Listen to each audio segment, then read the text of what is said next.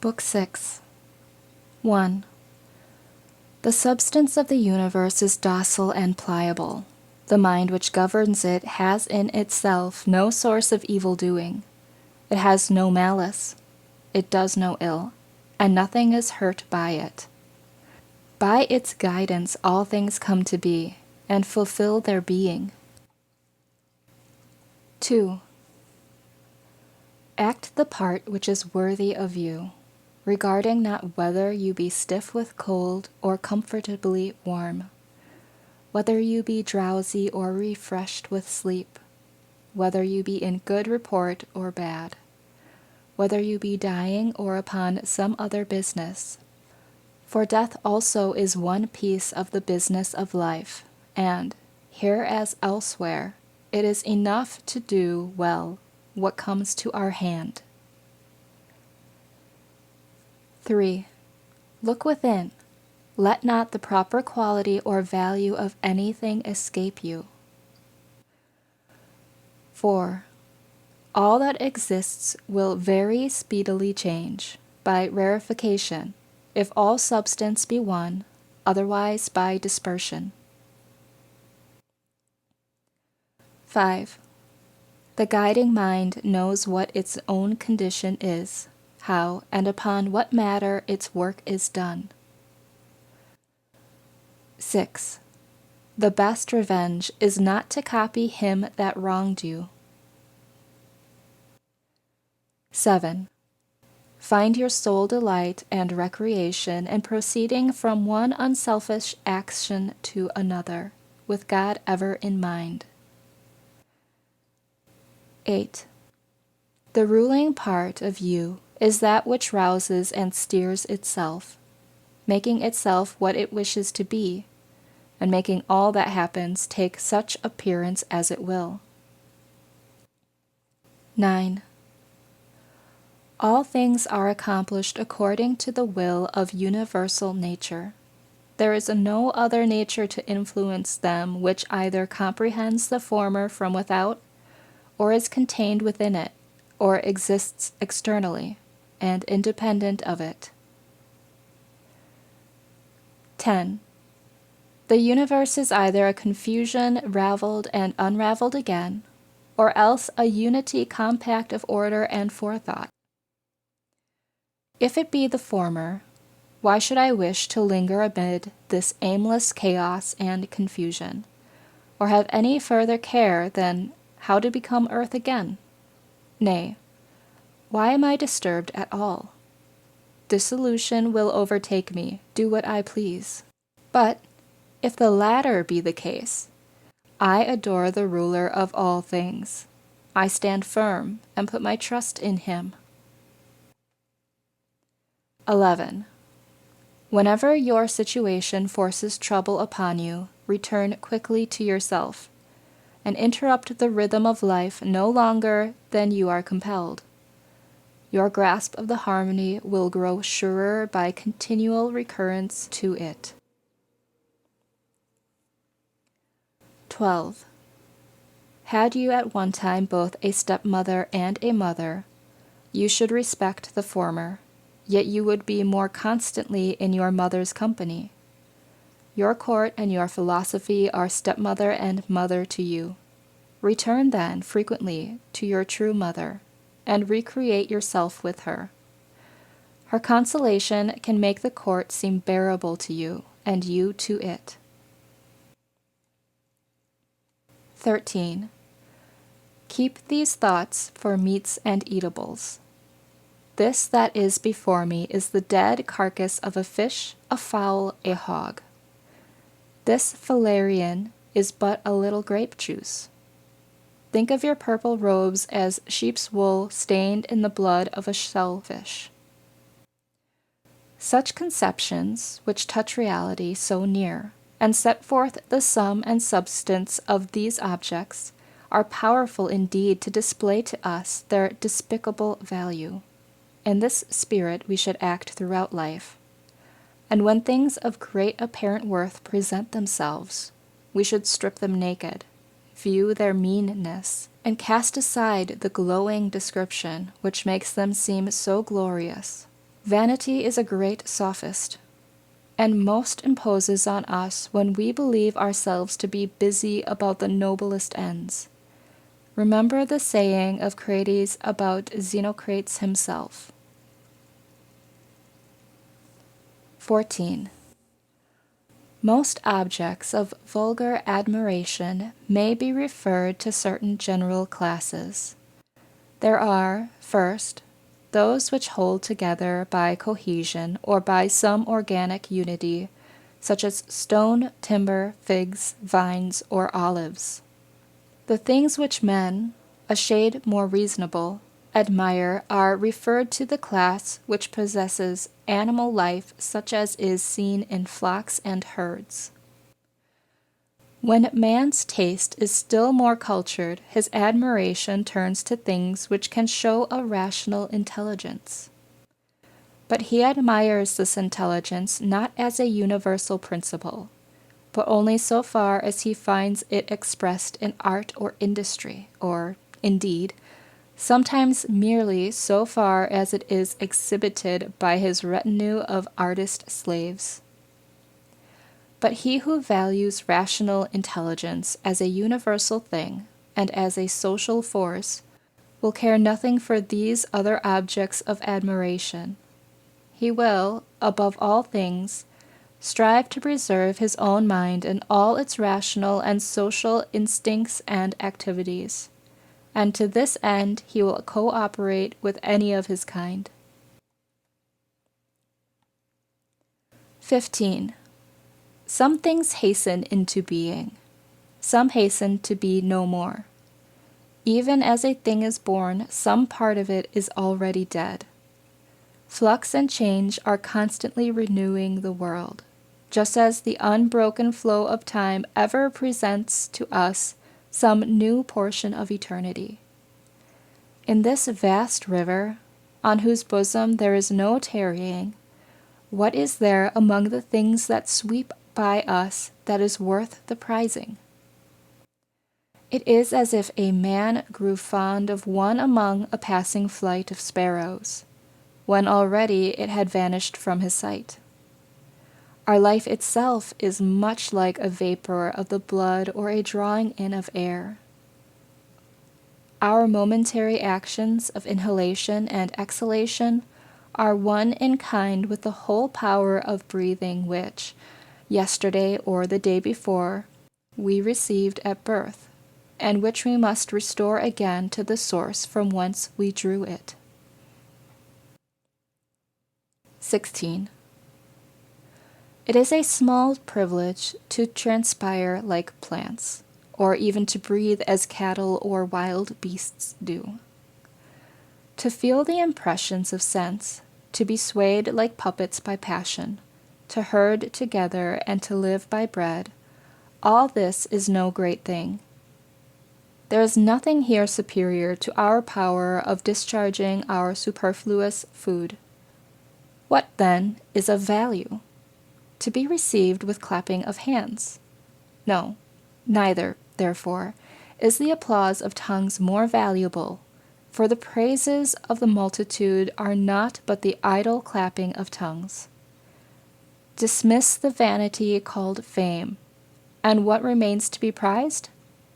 This, I think, in all things to act, or to restrain yourself from action, as best suit the particular structures of your nature. This is the end of all arts and studies, for every art aims at making what it produces well adapted to the work for which it was designed. The gardener, the vine dresser, the horse breaker, the dog trainer all try for this. And what else is the aim of all education and teaching? Here, then, is what you may truly value. This well won, you will seek for nothing more. Will you, then, cease valuing the multitude of other things? If you do not, you will never attain to freedom, self-sufficiency, or tranquility. You cannot escape envying, suspecting, and striving against those who have the power to deprive you of your cherished objects, nor plotting against men who are in possession of that on which you set your heart. The man who lacks any of these things must, of necessity, be distracted, and be forever complaining against the gods. But reverence and respect for your own intelligence will bring you to agreement with yourself, into accord with mankind, and into harmony with the gods, whom you will praise for all their good gifts and guidance. 17. Upward, downward, round and round run the courses of the elements. But the course of virtue is like none of these. It follows a diviner path, well directed in a way that is hard for us to understand. 18. Strange are the ways of men. They can speak no good word of the contemporaries with whom they live, yet they count it a great thing to gain the praise of a posterity whom they never saw nor shall see. As well might we grieve because we cannot hear the praises of our ancestors. 19. If a thing seems to you very difficult to accomplish, conclude not that it is beyond human power. But if you see that anything is within man's power, and part of his proper work, conclude that you also may attain to it. 20. In the gymnasium, if someone scratches us with his nails, or in a sudden onset bruises our head, we express no resentment, we are not offended, nor do we suspect him for the future as one who is plotting against us. We are on our guard against him, it is true, but not as against an enemy or a suspected person. In all good humors we simply keep out of his way. Let us thus behave in other affairs of life, and overlook the many injuries which are done to us, as it were, by our antagonists in the gymnasium of the world. As I said, we may keep out of their way, but without suspicion or hatred. 21. If any one can convince or shew me that I am wrong in thought or deed, I will gladly change. It is truth that I seek, and truth never yet hurt any man. What does hurt is persistence in error or in ignorance. 22. I do my duty, and for the rest am not distracted by anything which is inanimate or irrational, or which has lost or ignores the proper way. 23. Use the brute creation, and also all material things, in the spirit of magnanimity and freedom which becomes him who has reason in using that which has it not. Towards men, who have reason, act in a social spirit. In every business call the gods to aid thee, nor trouble how long this business shall endure. 3 hours spent therein may suffice you. 24. Alexander of Macedon and his muleteer, when they died, were in a like condition. They were either alike resumed into the seminal source of all things, or alike dispersed among the atoms. 25. Consider all the many things, both physical and spiritual, that are a-doing within each of us at the very same instant of time, and you will wonder the less at the far greater multitude of things, even all that is, which exist together in the one and all which we call the universe. 26. Should someone ask you how the name Antoninus is written, would you not carefully pronounce to him each one of the letters? Should he then begin an angry dispute about it, would you also grow angry, and not rather mildly count over the several letters to him? Thus in life remember that each duty is made up of a number of elements. We should observe all these calmly, and, without anger at those who are angry with us, we should set about accomplishing the task which lies before us. 27. Is it not cruel to restrain men from pursuing what appears to be their own advantage? And yet, in a manner, you deny them this liberty when you shew anger at their errors. Men are assuredly attracted to what seems to be their own advantage. Yes, you say, but it is not their advantage. Instruct them, then, and make this evident to them, but without anger. 28. Death is the cessation of the sensual impressions, of the impulses of the passions, of the questionings of reason, and of the servitude to the flesh. 29. It is shame and dishonor that, in any man's life, the soul should faint from its duty while the body still holds out. 30. See to it that you fall not into Caesarism. Avoid that stain, for it may come to you. Guard your simplicity, your goodness, your sincerity, your dignity, your reticence, your love of justice, your piety, your kindliness, your affection for your kin, and your constancy to your duty. Endeavor earnestly to continue such as philosophy would make you. Reverence the gods and help mankind. Life is short, and the one fruit of it in this world is a pure mind and unselfish conduct. Be in all things the disciple of Antonine.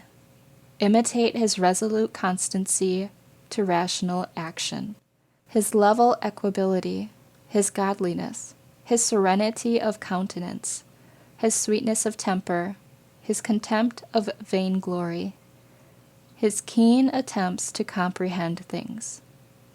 Remember how he never quitted any subject till he had thoroughly examined it and understood it, and how he bore with those who blamed him unjustly without making any angry retort, how he was never in a hurry, how he discouraged calumny, how closely he scanned the manners and actions of men, how cautiously he was in reproaching any man, how free from fear, suspicion, or sophistry, how little contented him in the matter of house, furniture, dress, food, servants, how patient he was of labor, and how slow to anger.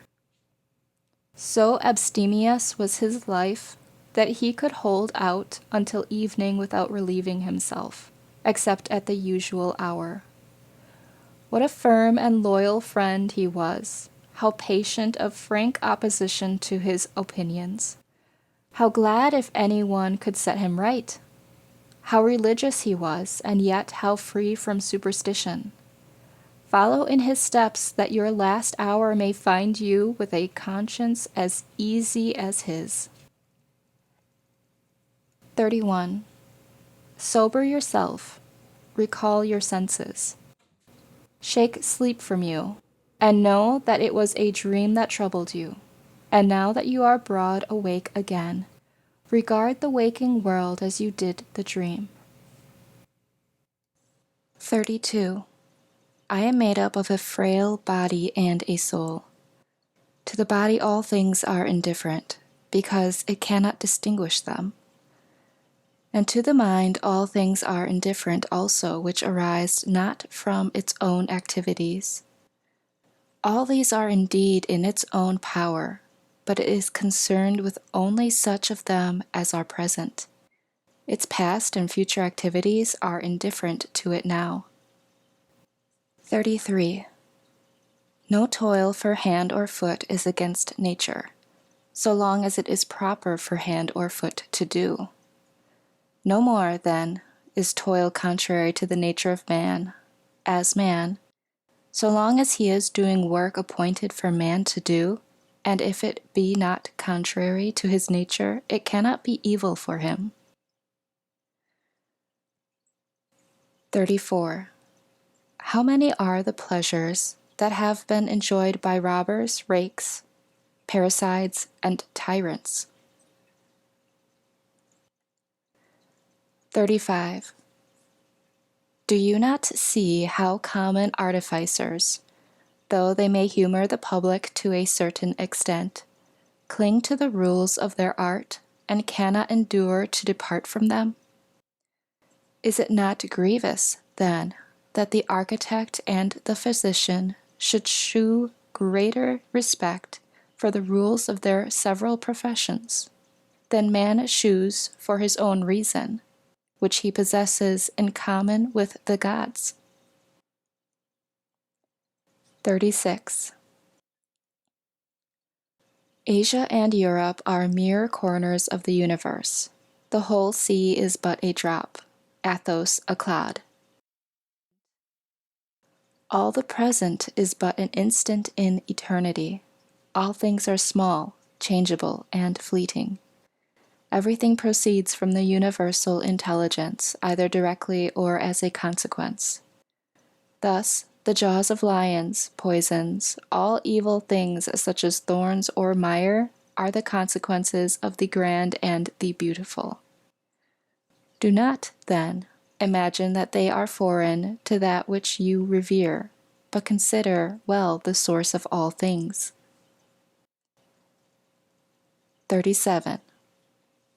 He who has seen the present has seen all that either has been from all eternity, or will be to all eternity, for all things are alike in kind and form.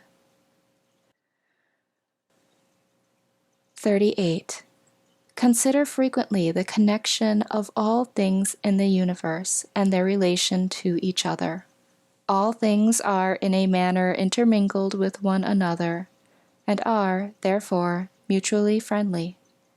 For one thing comes in due order after another, by virtue of local movements, and of the harmony and unity of the whole. 39. Adapt yourself to the things which your destiny has given you. Love those with whom it is your lot to live, and love them with sincere affection. 40. A tool, an instrument, a utensil is in good case when it is fit for its proper work, yet its maker remains not by it, but within the organisms of nature there remains and resides the power which made them. You ought, therefore, to reverence this power the more, believing that if you act in deference to its will, all will happen to you in reason, for so in reason the universe ranges all. 41. Whenever we imagine that anything which lies not in our power is good or evil for us, if the evil befalls us, or if we miss the good, we inevitably blame the gods, and hate the men who are, or whom we suspect to be, the cause of our disaster or our losses. Our solicitude about such things leads to much injustice. But if we judge only the things that are in our power to be good or evil, there is no reason left for accusing the gods or for hating men. 42. We are all cooperating in one great work, some with knowledge and understanding, others ignorantly and without design. It is in this sense, I think, that Heraclitus says that men are working even while they sleep, working together in all that is being done in the universe. Each work in a different way, and even those contribute abundantly who murmur and try to oppose and to frustrate the course of nature. The world has need even of such as these. It remains then for you to make sure which is the class in which you rank yourself. The presiding mind will assuredly use you to good purpose one way or other, and will enlist you among its laborers and fellow workers. But see to it that the part that falls to you lie not in the vulgar comic passage of the play, of which Chrysippus has spoken. 43. Does the sun pretend to perform the work of the rain, or Escapularis that of Ceres? What of the several stars? Are they not different, yet all jointly working for the same end? 44. If the gods took counsel about me, and what should befall me, doubtless then counsel was good. It is difficult to imagine gods wanting in forethought, and what could move them to do me wilful harm? What advantage would thence accrue, either to themselves or to the universe, which is their special care? If they have not taken counsel about me in particular, they certainly have done so about the common interest of the universe, and I therefore should accept cheerfully and contentedly the fate which is the outcome of their ordinance. If, indeed, they take no counsel about anything which it were impious to believe, then let us quit our sacrifices, our prayers, and our oaths, and all acts of devotion which we now perform as if they lived and moved amongst us. But, granting that the gods take no thought for my affairs, I may still deliberate about myself. It is my business to consider my own interest. Now, each man's interest is that which agrees with the structure of his nature, and my nature is rational and social. As Antoninus, my city and my country is Rome. As a human being, it is the world. That alone, then, which profits these two cities can profit me. 45. All that happens to the individual is of profit to the whole. This would suffice, but if you consider closely, you will see that it is also a general truth that all that happens to one man is of profit to the rest of mankind. Profit here should be taken in a somewhat general sense, as referring to things indifferent. 46. In the amphitheater and other such resorts, the same or similar spectacles, continually presented, cloy at last. It is even so in all our experience of life. All things, first and last, are alike, and like derived. What shall the end be? When shall the end be?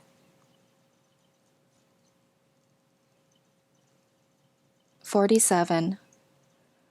Think continually of all the men that are dead and gone, men of every sort and condition, of all manner of pursuits, and of every nation.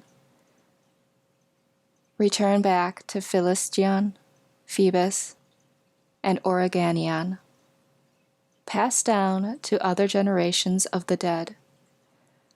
We must all change our habitation and go to that place whither so many great orators, so many venerable philosophers, Heraclitus, Pythagoras, Socrates, and so many heroes have gone before, and so many generals and princes have followed. And to these Eudoxus, Hipparchus, Archimedes, and other keen, great, laborious, cunning, and arrogant spirits, yea, such as have wittily derided this fading mortal life which is but for a day, as did Menippus and his brethren. Consider that all these are long since in their graves, and wherein here is the harm for them, or even for men whose names are not remembered? The one precious thing in life is to spend it in a steady course of truth and justice, with kindliness even for the false and the unjust. 48. When you would cheer your heart, consider the several excellencies of those that live around you. Consider the activity of one, the modesty of another, the generosity of a third, and the other virtues of the rest. Nothing rejoices the heart so much as instances, the more the better, of goodness manifested in the characters of those around us. Let us, therefore, have such instances ever present for reflection. 49. Are you grieved that you weigh only these few pounds and not 300? If not, is there greater reason to sorrow if you live only so many years and no longer? You are satisfied with your allotted quantity of matter. Content yourself then likewise with the span of time appointed you. 50. Try to persuade men to agree with you, but whether they agree or not, pursue the course you have marked out when the principles of justice point that way. Should one oppose you by force, act with resignation, and shew not that you are hurt. Use the obstruction for the exercise of some other virtue. And remember that your purpose involved the reservation that you were not to aim at impossibilities. What, after all, was your aim? To make some good effort such as this. Well then, you have succeeded, even though your first purpose be not accomplished. 51. The vainglorious man places his happiness in the action of others. The sensualist finds it in his own sensations. The wise man realizes it in his own work. 52. You have it in your power to form no opinion about this or that, and so to have peace of mind. Things material have no power to form our opinion for us. 53. Accustom yourself to attend closely to what is said by others, and as far as possible to penetrate into the mind of the speaker. 54.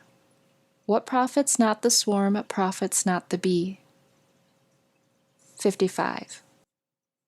If the sailors revile their pilot, or the sick their physician, whom will they follow or obey? And how will the one secure safety to the crew, or the other health to the patients? 56. How many who entered the world with me are already departed? 57. To the jaundiced, honey seems bitter, and water is a thing of dread to those bitten by mad dogs. To boys a ball is a glorious thing. Why, then, am I angry? Has error in the mind less power than a little bile in the jaundiced, or a little poison in him who is bitten? 58. No man can prevent you from living according to the plan of your nature, and nothing can befall you which is contrary to the plan of the nature of the universe. 59. Consider what men are, whom they seek to please, what they expect to gain, and how they go about to compass their ends. Think how soon eternity will shroud all things, and how much is already shrouded. End of the 6th book.